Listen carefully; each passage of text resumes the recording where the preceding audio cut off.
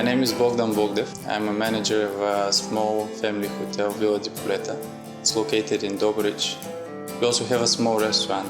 The place is open since 2008. It's a small town in the countryside, but it's my hometown. It's a bit sentimental anyways. This has been a family business for a while. My whole family has been involved in hospitality business, and I'm being part of it now.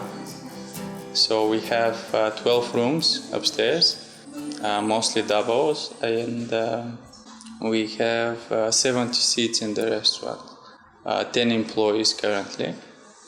So small family business in the countryside, it's very challenging.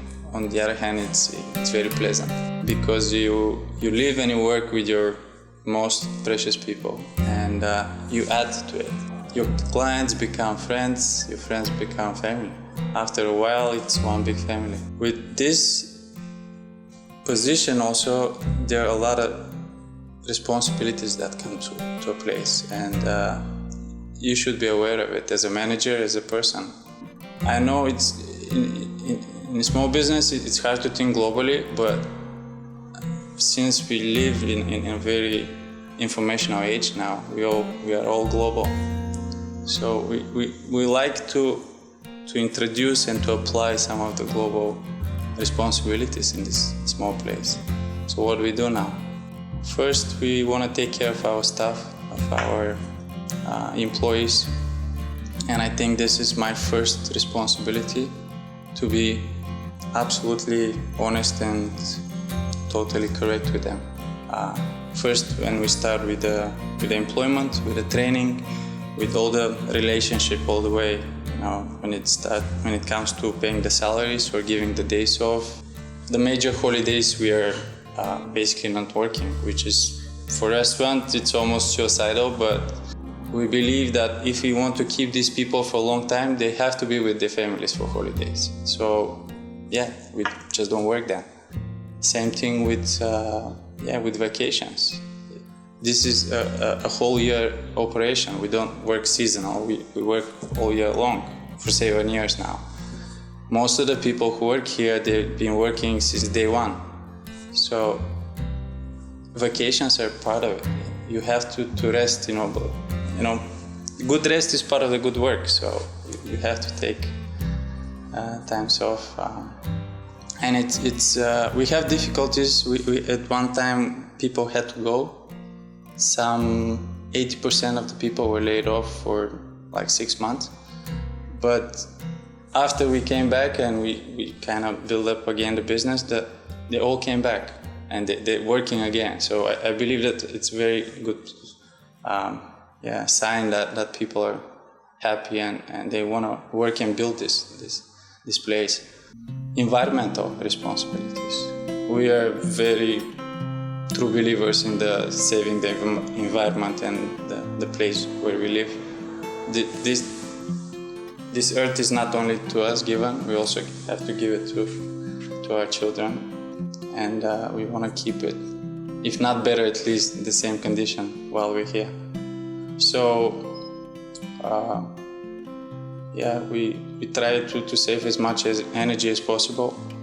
Most of the lightings, the whole building it's actually thermally isolated. So how we want to work with our clients? We try to make something different. We're not the very popular restaurant, but we definitely want to be a special one. From the walking to the silverware, the setup, the menu, the service, the food especially, the quality of the food. We're very particular about picking the right ingredients, best possible, and to create value with that. And being family is actually adds to the satisfaction because you're actually taking care of people you don't know the same way as you take care of your family. I think that it adds up, and I think all the businesses should be like that, no matter big or small. We have the privilege to not be corporate. We know all each other, we friends and that. Sometimes it's hard to keep the line because you also have to be disciplined, and there is a lot of operational work that has to be done, how you organize these people. But I believe that people are good in their nature, and if you focus on their good character, then that's what they give you in return. It's not about all these control systems and we should be on time, and sometimes they come on time, sometimes they don't, but the job is done and they don't feel like they're going to work. They're going to a place they enjoy. They talk to their friends, and meanwhile are doing something. That's the only way that you can build consistency and sustainability. That's something that can work for years. And it's not surprisingly, that's what Microsoft and all, Google, all the big companies, that's what they're doing. They're creating friendly environments for their employees because they want to keep them for long. They don't want to work for only a couple of months and that's it. Because if you get depressed or you're not satisfied with the job, eventually you leave. And it's not only money that really, people think they give big salaries and that's enough. If you're not happy in your place, no money can, balance it.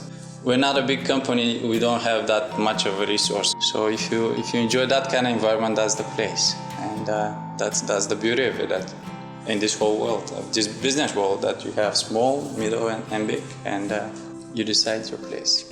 We have people that come back every day. Some people never come back again, but that's part of it. It's impossible to be everybody's favorite. But if most of the people come and they remember it, I think that's important. If you make an impression and people remember you, if you do it with good heart, then things will work. This is the place I want to be. I mean, it's been part of my family before, and I wouldn't trade it for anything else.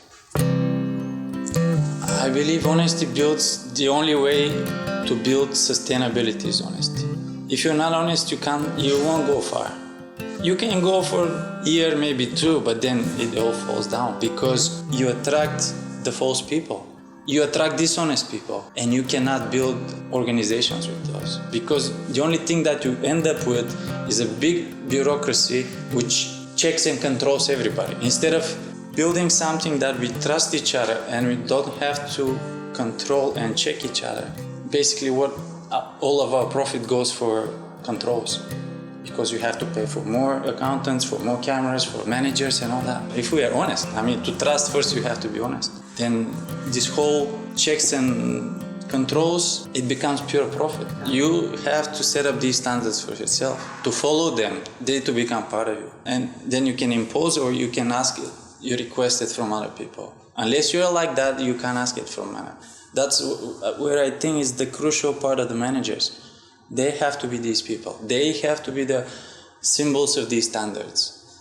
When people look at you, they have to know that you're like that. You can't ask it from another person if you're not like that.